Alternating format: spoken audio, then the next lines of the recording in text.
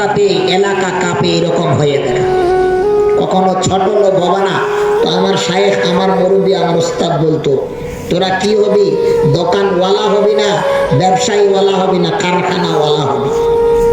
কারখানা থেকে সবাই মাল নিয়ে যায়, আর দোকানওয়ালা তো পুঁজি থাকে ছোট। সবসময় বড় পুঁজি নিবি।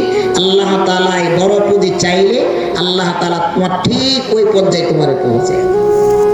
এই জন্য মাদ্রাসার, এমন একটা মাদ্রাসার নাম হালিমাতুস সাদিয়া, এই নামের কিছু প্রভাব আছে।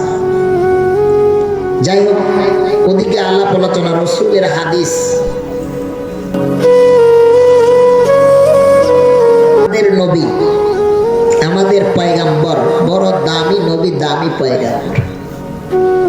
দুটা নবী, এক নবী ছিল ইব্রাহিম আলাইহিস সালাম, এক নবী ছিল মুহাম্মদ রাসূলুল্লাহ সাল্লাল্লাহু আলাইহি ওয়াসাল্লাম। আল্লাহ পাক বলেছিলেন ইব্রাহিমকে ঘোষণা দিয়েছিলেন খলিলুল্লাহ, আর আমাদের নবীকে বলেছিলেন হাবিবুল্লাহ। হাবিবুল্লাহ তো কি? দোস্ত। ইব্রাহিম আলাইহিস সালামকে আল্লাহ পাক দুনিয়াতে সব কিছু দিয়ে পাঠাইছিলেন, টাকা পয়সা, রাজত্ব, ধন দৌলত সব দিছিলেন। আর আমাদের নবী একবারে জিরো, কিচ্ছু নাই।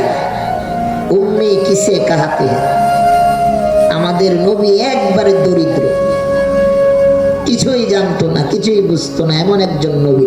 কিন্তু অন্য অন্য নবী রাসূল পয়গামেরা এক সময় এক টাইমে আওয়াজ তুলছে, আল্লাহ আপনি যদি আমাদেরকে নবী না বানায়া আখিরি জামানার শেষ নবীর উম্মত বানাইতেন, তো আমাদের কপালটা অনেক ধন্য হতো।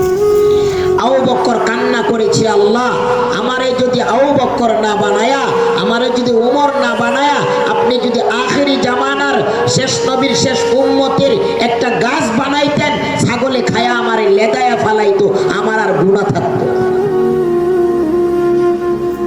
তারা এমন জিন্দেগি গঠন করেছে। তো রাসূলুল্লাহ সাল্লাল্লাহু আলাইহি সাল্লাম কেমন নবী, কেমন পয়গম্বর। যখন মার পেটে এসেছে,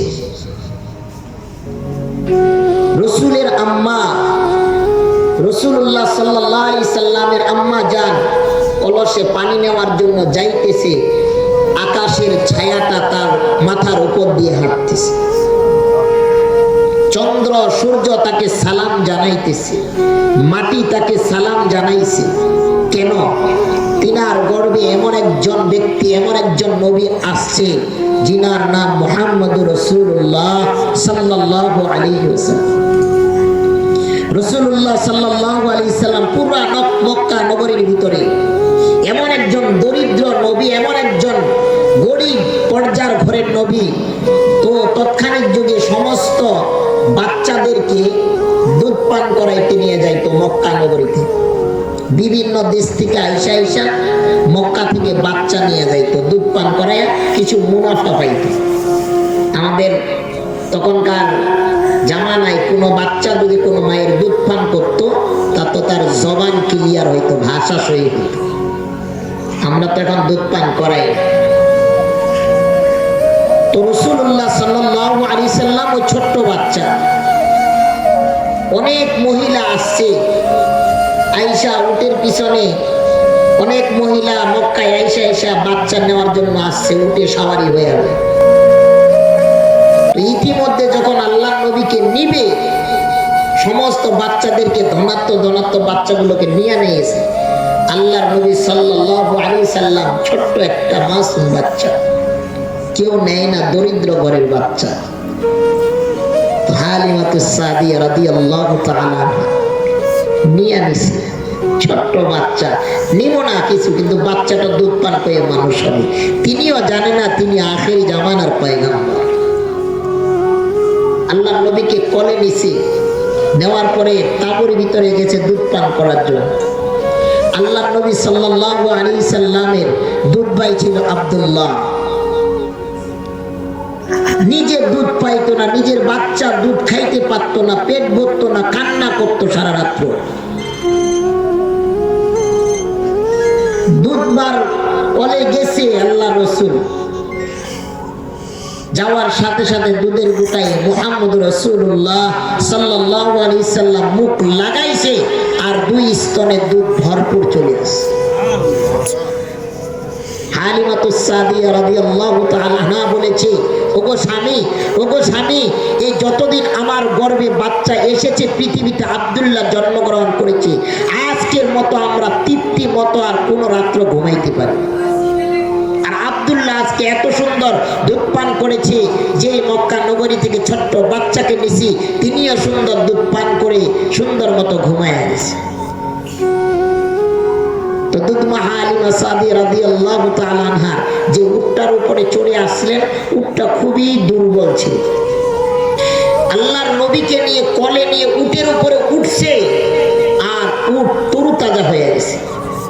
সমস্ত বাচ্চাদেরকে নিয়ে আগের মহিলাগুলো সমস্ত আগের উটে রওনা দিয়ে দিছে। হালিমাতুস সাদিয়া রাদিয়াল্লাহু তাআলা আনহা সবার পিছনে রওনা দিছে।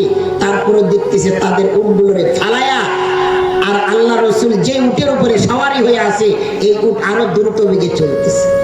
পিছনের মহিলাগুলো বলছে, হালিমা আপনি কি যে উটে সওয়ারি হয়ে গেছিলেন এই কি সেই উট? হ্যাঁ। ওই ব্যাপার কি, যে উট আসার সময় আমাদের পিছনে পিছনে আসলো আর যাওয়ার আগে আমরা কত আগে রওনা দিছি আর সেই উট আমাদের সামনে চলে গেল, এটা কিভাবে?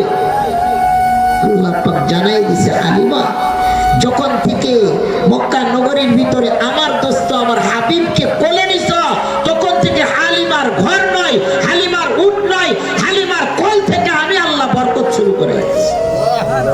এমন একজন নবী, এমন একজন পয়গম্বর, এই নবীর মহব্বত আর ভালোবাসা আমরা জানি না।